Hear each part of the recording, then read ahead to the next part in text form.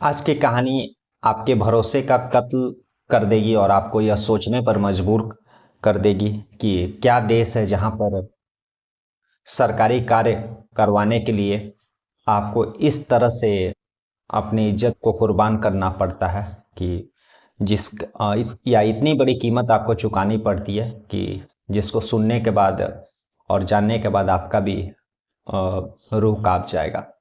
और एक तरफ हम कह रहे हैं कि हमारा देश जो है डेवलप कर रहा है, लेकिन दूसरी तरफ आप भी जानते हैं कि इतनी गंदी राजनीति हो गई है। हर डिपार्टमेंट, हर सरकारी ऑफिस में करप्शन और भ्रष्टाचार इतना बढ़ गया है कि बिना भ्रष्टाचार और करप्शन का एक भी आपका या हम लोगों का काम जो है नहीं होता है। आज की कहानी इसी इंसानियत से लेकर के देश में भ्रष्टाचार किस तरह से हावी है उसको लेकर के अ, एक बहुत ही दर्दनाक, अफसोसजनक और एक इमोशनल क्राइम स्टोरीज है। नमस्कार, मैं हरेंद्र और आज आप इस क्राइम स्टोरीज में कहानी सुन रहे हैं। उत्तर प्रदेश का गोरखपुर जिला है। उसी गोरखपुर जिला में एक भटहट गांव है। उस गांव में एक 24 साल की लड़की की शादी होती है 2011 में उस गांव के एक लड़के से। सब चीज़ ठीक चलता है। जब वो लड़की उस गांव में आई थी नई नई शादी होकर के, तो सब चीज़ ठीक चल रहा था। लगभग 2-3 साल सब चीज़ ठीक चलता है, लेकिन धीरे धीरे परिवार की जिम्मेदारियां संभालने के कारण एक आध 1.5 साल के बाद जो है मुकेश मुंबई के लिए रवाना हो जाता है। वहाँ कुछ समय वह काम करता है, बीच बीच में अपने पत्नी से मिलने के लिए, गाँव घूमने के लिए आया करता था। 2015 में उसका जो है मृत्यु हो जाता है। 2015 में उसकी जो मृत्यु होने के बाद उसकी पत्नी, जिसका काल्पनिक नाम शर्मिला है, वह आगे पीछे कोई नहीं, उन लोगों का कोई बच्चा भी नहीं था। और ससुराल में जो मुकेश के माँ बाप थे वे भी पहले ही गुजर चुके थे। और जो शर्मिला थी, जो उसका मायके था, वे लोग भी उसकी जिम्मेदारी लेने से पीछे हट जाते हैं कि यह सोचते हैं कि अब कौन विधवा का देखभाल करेगा, उसका कौन खर्चा चलाएगा। तो थक हार करके जो मुकेश की पत्नी शर्मिला रहती है उसी गांव में, भट्ठर गांव में रहने लगती है। और उसके ऊपर मानो दुखों का पहाड़ टूट जाता है, क्योंकि मुकेश के अलावा उसका कोई था भी नहीं जो उसको आर्थिक रूप से मदद कर सके। कोई बाल बच्चा भी उन लोगों का भी नहीं हुआ था।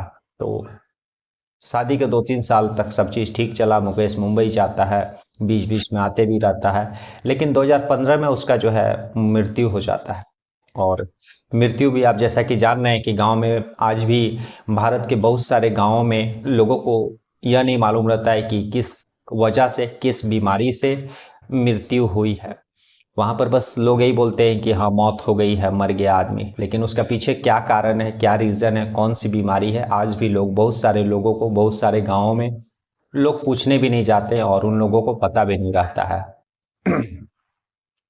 इसके बाद फिर 2015 से शर्मिला अकेले हो जाती है। धीरे धीरे समय बीत रहा था, लेकिन अब सबसे बड़ा बात, शर्मिला के पास जो है उसका जीवन काटना, इतना कम उम्र, 25 साल की वो एक लड़की ही हम लोग बोल सकते हैं, इतना कम उम्र में वह विधवा हो जाती है। उसके सामने पूरा जीवन आगे का रहता है। तभी उसका पति छोड़ करके अकेले उसको इस दुनिया में वह चल जाता है। जो शर्मिला उसकी पत्नी रहती है, उस धीरे धीरे उसको घर चलाने में, अपना खर्चा चलाने में काफ़ी दिक्कत हो रहा था, क्योंकि मुकेश उसका पति तो था नहीं। तभी वह किसी जानकार से सरकारी योजनाओं के बारे में जानकारी लेती है, और जो बहुत सारे ऐसे लोग रहते हैं उसको सरकारी योजनाओं के बारे में बताते हैं कि तुम अगर राशन कार्ड बनवा लेते हो तो तुमको 5 किलो सरकार से अनाज मिलेगा। कोई उसको यह जानकारी देता है कि जो है तुमको मनरेगा में जॉब मिल जाएगा, तो जो सरकार की तरफ से फिक्स रेट है वह मिलेगा।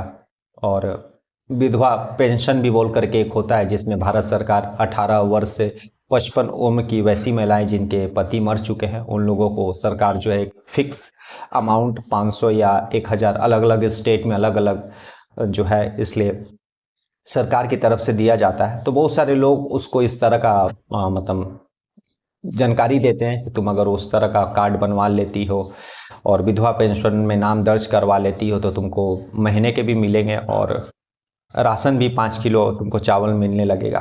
तो दूसरी तरफ शर्मिला यह सोचती है कि वह अकेली, उसके लिए शायद अगर सरकार की तरफ से जो विधवा पेंशन मिलने लगे और उसको जो 5 किलो का राशन मिलने लगे और मनरेगा में अगर उसको जॉब मिल जाए जिससे उसको फिक्स कुछ आय होने लगे तो लगभग उसका खर्चा चल जाएगा और उसको किसी तरह का कोई दिक्कत नहीं होगा और किसी दूसरे के सामने उसको हाथ नहीं फैलाना पड़ेगा।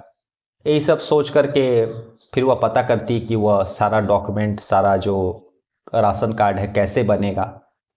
तो किसी ने उसको बताया कि इसके लिए तुमको जो है गांव के प्रधान से मिलना पड़ेगा, फिर उसके बाद वहां से पेपर साइन करवा के सरकारी ऑफिस, जिसको हम लोग ब्लॉक कहते हैं गांव में, जो ब्लॉक जो बीडीओ ऑफिस रहता है, ब्लॉक डेवलपमेंट ऑफिस जिसको बोला जाता है, वह होता है। वहाँ पर सारे गांव के जो है सरकारी कार्यों, सरकारी योजनाओं का विस्तारण होता है, उसका रूपरेखा तय उसको इम्प्लीमेंट किया जाता है। तो अपने उस गांव के प्रधान, जो भटहट गांव था, उसके प्रधान के पास जाती है और वह अपनी आप बीती बताती है और कि पति मर चुके हैं, वह इस दुनिया में, इस गांव में अकेली है और उसको खर्चा चलाने में दिक्कत हो रहा है, उसको राशन कार्ड बनाना है। गांव का जो प्रधान रहता है वह तो बोलता है ठीक है, तुम्हारा काम तो मैं कर दूंगा, लेकिन तुमको भी मेरा मदद करना पड़ेगा। और वह कुछ पैसे की डिमांड रख देता है। इसके पास तो पैसे थे नहीं शर्मिला के पास, क्योंकि पति जो है मुंबई में काम करता था और उसके मरे हुए लगभग 3-4 महीना हो भी गए थे और उस शर्मिला को कोई आर्थिक रूप से मदद करने वाला भी नहीं था, क्योंकि उसके घर के जो मायके के लोग थे वे लोग भी उससे दरकिनार हो गए थे उसका जो है भार लेने के लिए, उसका जिम्मेदारी लेने से। तो कुल मिलाकर के शर्मिला अकेले रह गई थी और उसका हालत बहुत ही खराब हो गया था। तो वह प्रधान को पैसे देने में असमर्थता जताती है। तब प्रधान जो है उसके साथ यही बोलता है कि तुमको मेरे साथ एक रात सोना पड़ेगा। तो क्या से क्या बना देता है। तो शर्मिला जो थी उसकी इज्जत का सौदा हो गया रहता है। उसके बाद फिर प्रधान सरकारी ऑफिस के सेक्रेटरी के पास उसको भेजता है। जब वह सेक्रेटरी के पास जाती है तब वहाँ पर भी उसी तरह से उससे पैसे का डिमांड किया जाता है काम करवाने के लिए, लेकिन शर्मिला फिर से पैसे देने में असमर्थता जताती है। फिर जो है सरकारी ऑफिस के जो बाबू लोग होते हैं, क्लर्क लोग होते हैं, चपरासी लोग होते हैं, वे लोग ठीक उसी तरह से उसकी इज्जत का सौदा करते जाते हैं और कुल मिलाकर के लगभग 13 लोग, जो गांव के प्रधान से लेकर के सरकारी ऑफिस जो ब्लॉक रहते हैं, वहाँ के जो कर्मचारी, जो बड़े बाबू और जो क्लर्क लोग रहते, इन सारे 13 लोगों ने उसका शोषण किया और उसके इज्जत का जो है सौदा किया। और 1 साल लग जाता है, लेकिन उसका जो है लगभग राशन कार्ड बन जाता है और विधवा पेंशन में भी उसका नाम जो है दर्ज हो गया रहता है। समय बीतते जा रहा था। धीरे धीरे शर्मिला का जो कार्य था, सरकारी कार्य, वो हो गया था, लेकिन वो उसको अपनी इज्जत का सौदा करना पड़ा। जब पहली बार गांव के प्रधान ने उसका इज्जत का सौदा किया तो फिर दूसरी बार उसके लिए उतना डिफ़िकल्ट नहीं था, क्योंकि उसके पति तो पहले ही मर चुके थे और उसका इज्जत एक बार चल गया था। तो फिर उसने यही सोचा कि अब जब एक बार इज्जत चल ही गया और पति इस दुनिया में है नहीं, तो फिर इज्जत बचा के भी क्या करूं। और ज़िंदगी चलाना है, पेट चलाना है, तो और कोई उसका कोई सहारा भी नहीं था, ना ही कोई उसके लड़के बच्चे थे, ना ही उसके परिवार का कोई सदस्य उसके साथ खड़ा था। तो उसको मजबूरी में, उसका मजबूरी का फायदा जो है उन सारे 13 लोग, गांव के प्रधान से लेकर के सरकारी ऑफिस के जो चपरासी, क्लर्क, सभी ने उसका फायदा उठाया और उसके इज्जत के साथ सभी 13 लोगों ने मजाक उड़ाया। कुछ समय बीतता है, उसके बाद शर्मिला का धीरे धीरे तबीयत खराब होने लगता है और समय बीतते बीतते धीरे धीरे 2016-17 आ जाता है। शर्मिला का तबीयत खराब होने लगा। काफ़ी जो गांव में बहुत सारे झोला छाप डॉक्टर रहते हैं जो साइकिल से इलाज करते चलते हैं। शर्मिला ने उन लोगों को दिखाया, दवाई भी लिया, लेकिन कोई फर्क नहीं पड़ता था। तब उसने थक हार करके जो उसी गांव के प्रधान के पास जाती है जिसने उसके इज्जत का सबसे पहले सौदा किया था, और उस गांव के प्रधान को ये बताती है कि काफ़ी दिनों से उसका तबीयत खराब है और जो जो उसको तकलीफ रहता है वह उसको बताती है। गांव का प्रधान उसको जो है सरकारी अस्पताल, जो कि गोरखपुर का BRD सरकारी हॉस्पिटल, बहुत ही फेमस हॉस्पिटल है, क्योंकि उस सरकारी हॉस्पिटल में हर साल छोटे छोटे बहुत सारे बच्चों का जो है मृत्यु हो जाता है, कुछ जो दिमागी बुखार के कारण। इसलिए वह BRD सरकारी हॉस्पिटल जो है गोरखपुर का, वह काफ़ी फेमस रहता है, हर साल न्यूज़ में आता है। तो उसी सरकारी हॉस्पिटल में उस गांव का प्रधान शर्मिला को जाने की सलाह देता है। शर्मिला उस सरकारी हॉस्पिटल में जाती है और सारा जो उसको तकलीफ है डॉक्टर को बताती है। डॉक्टर उसको कुछ दवा प्रेस्क्राइब कर देते हैं और कुछ ब्लड जांच के लिए लिख देते हैं। ब्लड जांच देने के बाद और उसी हॉस्पिटल से जो दवा लेने के बाद शर्मिला वापस अपने घर आ जाती है। कुछ खास उसके तबीयत में सुधार नहीं होता है। हालांकि 2-3 दिन के बाद फिर से डॉक्टर ने उसको बुलाया था क्योंकि ब्लड की रिपोर्ट आने वाली थी, और ठीक 3-4 दिन के बाद वह हॉस्पिटल पहुंचती है। उस समय उसका ब्लड का रिपोर्ट भी आ गया रहता है और डॉक्टर से मुलाकात भी होती है। जो रिपोर्ट आया था उसमें शर्मिला का वह रिपोर्ट था, वह एड्स पॉजिटिव थी, वह उसको एड्स बीमारी हो गया था। और जब यह बात उन गांव के उस सरकारी ऑफिस के 13 लोगों को यह पता चलता है कि शर्मिला को जो है एड्स हो गया है, तो उन लोगों के जो है पैरों तले जो है जमीन खिसक जाती है।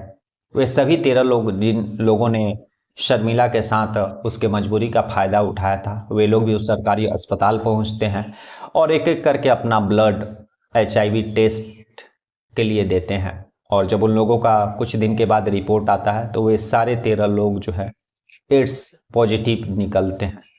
तो फिर गोरखपुर के उस गोरखपुर के उस हटभट गांव का जो मामला तुरंत प्रशासन के नज़र में आता है, क्योंकि एक साथ 13 लोग उधर और इधर एक शर्मिला, 14 लोग जो एड्स पॉजिटिव होते हैं। तो मेडिकल प्रशासन में हड़कंप मच जाता है। तुरंत एक टीम जो है इसके इन्वेस्टिगेशन के लिए लगा दी जाती है।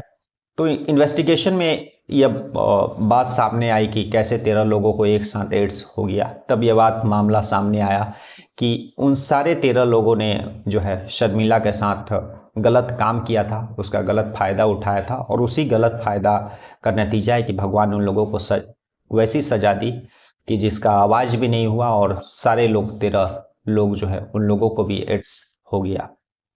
और लेकिन सबसे बड़ी बात यहाँ पर यह है कि जब शर्मिला विधवा थी तो उसको कैसे एड्स हो गया। तो जांच में यही बात सामने आई कि उसका पति जो है शादी के पहले से ही उसको एड्स था और वह मुंबई में रहा करता था, और शादी होने के 2-3 साल के बाद भी वह भी एड्स से मर गया था। लेकिन चूंकि गांव में यह उसकी मृत्यु हुई थी, और ज़्यादातर गांव में आज भी जिसकी मृत्यु गांव में होती है, जो गांव के लोग हो रहते हैं, उनका जो है क्रियाक्रम जो जलाने का काम है वो खेतों में ही हो जाता है। तो ना ही कोई पोस्टमार्टम होता है, ना ही कोई रिपोर्ट सामने रहता है कि जिसके आधार पर आप बोल सके कि क्या बीमारी थी या फिर या उस शख्स के साथ क्या घटना घटा था। तो यह भी शर्मिला के पति के साथ भी वही हाल हुआ था। उसका मुंबई में रहने के बाद जब उसकी तबीयत खराब हो गई तो वह गांव आया, उसके बाद उसकी मृत्यु हो गई, और उसी गांव के खेत में किसी जगह पर उसको जो है जला दिया गया। और उस समय ना ही उसका पोस्टमार्टम कराने का ज़रूरत गांव वालों ने समझा और ना ही कोई टेस्ट, और इसी के कारण जो है उसका यह बात सामने नहीं आया कि उसको एड्स हुआ था और एड्स के कारण उसकी मृत्यु हुई। और उसी एड्स के कारण जब वो अपने पत्नी से संबंध बनाया तो वह जो है एड्स उसकी पत्नी शर्मिला को हो गया। और उस शर्मिला जो लाचार बेचारी का जब उन गांव के मुखिया से लेकर के सरकारी डिपार्टमेंट के जो 13 लोगों ने उसके साथ गलत कार्य किया, और उन सारे 13 लोग को भी एड्स हो गया। यह बात ना ही मीडिया में आ पाता, ना ही न्यूज़पेपर में, और ना ही मैं शायद यहाँ पर आप लोगों को सुना रहा होता है। लेकिन जब उन सारे 13 लोगों का एड्स हुआ तो गोरखपुर की जो प्रशासन रहता उसमें हड़कंप मच गया था कि कैसे एक साथ 13-14 लोगों को एड्स हो गया। और इसी के लिए जब मेडिकल टीम का गठन किया गया और जब इन्वेस्टिगेशन किया गया, तब शर्मिला जो एक 27 साल की औरत थी, उसके साथ कितना ज्यादती हुआ यह बात सामने निकल करके आई। और तब यह न्यूज़पेपर और उस समय जो है मीडिया में हेडलाइन बना था। और यह मामला जो है 2018-19 का है, जब यह बात सामने आई थी कि इतने सारे लोगों को एड्स हुआ है। और जो है शर्मिला के जो साथ हैवानियत हुई थी वो 2015-16 के दौरान हुई थी। तो आज की कहानी यही थी कि कभी कभी जब भगवान का डंडा चलता है तो आवाज़ भी नहीं करता है, लेकिन उसका चोट बाकायदा जोर से रहता है। और दूसरी तरफ ऐसी कहानी कि हमारा समाज किस तरफ जा रहा है, किस तरह के हम सोच रख रहे हैं कि एक जहां पर एक भरोसे का कत्ल इस तरह से 13 लोग करते हैं कि इस समाज में रहते हुए घुटन महसूस होती है कि जहां पर राशन कार्ड और विधवा पेंशन जैसे मामूली योजनाएं जो कि लोगों के लिए बनती है, लेकिन उन लोगों तक पहुंचने में पता नहीं शायद कितने इस तरह के शर्मिला को अपना इज्जतों का बलिदान देना पड़ता है। कल हम लोग फिर ऐसी किसी सच्ची कहानी, किसी इमोशनल कहानी के साथ मिलेंगे। तब तक के लिए नमस्कार, जय हिंद, जय भारत।